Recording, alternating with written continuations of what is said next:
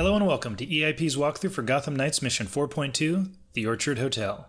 After getting inside information about hotel security in the last mission, it's time to head to the masquerade ball at the hotel. Although you'll be wearing a mask, you won't be mingling with the guests, and you won't be entering through the front door. Find the Orchard Hotel on the map and start tracking the quest, then fast travel or otherwise make your way towards the icon on your HUD. Once you get close enough, the icon will change to a door. Find the balcony, and enter via the door the icon indicates. Inside, exit the room and turn right, following the all-knowing objective marker through the door marked Exit. Before you go any further, use your AR scanner and make sure you tag the guard on the far right, since you'll have to avoid them in a second. Then sneak to the right and wait at the corner for the guard you tagged to be walking the other way. Then stealthily sneak over to where the objective marker is helpfully indicating you should hide. Wait behind the couch, and once the guard is looking the other way, you can sneak past them and around to the next corner. From here, you can safely sneak down the hall and through the doorway on the right. Then turn left and head through the double doors. Don't rush ahead into the next area. You've got more sneaking to do, and getting caught will make you have to redo this area. Stay to the right and sneak past the camera, then turn left and continue to the security room indicated by the objective marker. Stealth take down the enemy watching the cameras, then interact with the computer to disable the cameras. With them off, you're free to punch with impunity. Well said, Tim. Head back into the previous room and beat up the security guards, then go back towards the security room, but this time go left and continue around the corner. In the room at the end of the hall, you'll find a chest. Now go back to where you whooped on those guards and grapple to the hole in the wall the marker indicates. Go forwards a bit and interact with the grate to start a unique investigatory sequence. In this section, you'll have to eavesdrop on conversations going on in the ballroom. Place the cursor over one of the ear icons and listen until you get a red X or a green check. Repeat the process for all the conversations in the room. After listening to every conversation, the voice will walk up to the painting of Bruce, eavesdrop on his conversation, and a cutscene will play. When it ends, you'll find yourself in a completely different vantage point than the one you entered. Don't let it make you question the fabric of reality as you turn around and head into the ventilation shaft to once more cosplay Mr. McClane. When you hop out of the ventilation shaft, go straight through the open double doors and you'll see a brief cutscene of the voice doing voice things. When it ends, sneak forwards and take a left into the first open doorway. You'll find a chest on the right, and then you can continue farther into the room and stealth take down the person talking on the phone at work. On the far side of the room is a vent, and at its end, you should wait before exiting and make sure the patrolling guard in here is walking away from you.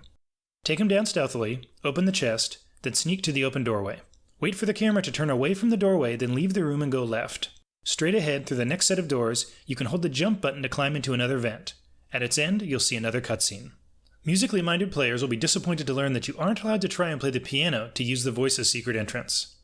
Instead, you'll have to head to the other side of the room and go through the boring, regular doors. Go to the left end of the hallway, then go through the door on the left. We're taking the stairs, which isn't very Batman of us, but hey. Your AR scanner will reveal a hidden door a few flights down. Run down the stairs, skipping the hidden door for now and continuing to the bottom of the stairs, where there's a chest. Then go back up to the hidden door and activate it. When the cutscene ends, walk forwards into the first room, then turn left and go past the conference table to the owl below the portrait. Scan it, and its head will pop open, revealing a button. Give the button a poke, and the wall will slide sideways, allowing you to continue forwards. There are a few enemies in the next area, so start sneaking and get a free takedown on one of them. Clean up the other two owl boys, then use your AR scanner on the touchscreen attached to the map table. Doing so will let you interact with it, starting the projector. Once the footage stops, you can interact with the touchscreen again to insert a USB drive. Your character puts the USB drive in the correct way in their first attempt, because they're a superhero. Wait a bit, and then you can interact with the touchscreen a third and final time to retrieve the drive. You may want to hide in the hallway or behind the map table at this point, as some more court members will show up from the direction of the next room. Or you can go meet them with your fists. Go into the room with the 3 tables and turn right to head into the next area, where a puzzle awaits. You'll need to stand on the seal in front of each building in the chronological order of their construction. After stepping on all the seals in the correct order, yet another secret passage will open up. Boy, you can really tell what the court is spending all its ill-gotten gains on. Head on through, and on the right just ahead you can admire the silliest portraits ever painted. Keep going forwards, and the doors at the end of the hall will open. Go to the painting indicated by the objective marker to trigger a cutscene with a juicy reveal.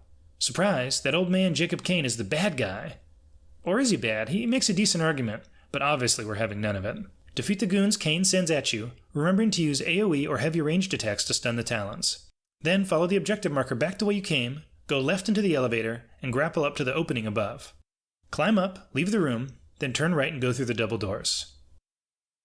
Ooh, looks like the party has gotten spicy while you were hunting down the voice. Make your way forwards, following the objective marker, until you come to a spot where 2 guards are fighting a League of Shadows assassin. These enemies can disappear, although damage over time abilities and applying elemental effects can prevent them from using their smoke bombs.